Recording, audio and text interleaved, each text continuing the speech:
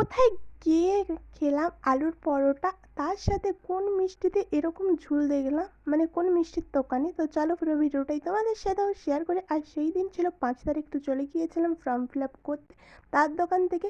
চলে গিয়েছিলাম কলেজে, আর এখন আইডেন্টি কার্ড আর কলম নিয়ে যাচ্ছি। আর সবাইকে 2 ঘন্টা লেটে দিলেও আমাকে কিন্তু সঙ্গে সঙ্গে দিয়ে দিয়েছিল। আর দেখতে পাচ্ছ 5 তারিখ।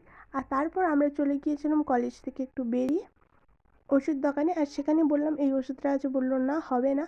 তো আর সেই দিন ছিল প্রচুর বিয়ে, প্রায় 7 থেকে 8টা গাড়ি দেখেছি। আর এইটাই ছিল লাস্ট।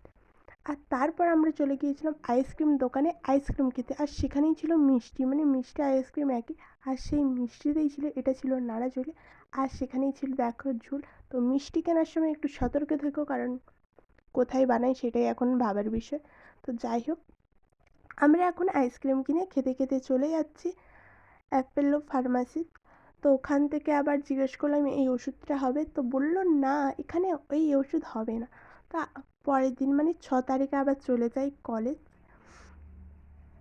তো সেই দিন ছিল পরীক্ষা ফার্স্ট সেমের। আর সেন্টার পড়েছিল আমাদের ঘাটালে, সেন্টার পড়েছিল নারাজল কলেজে।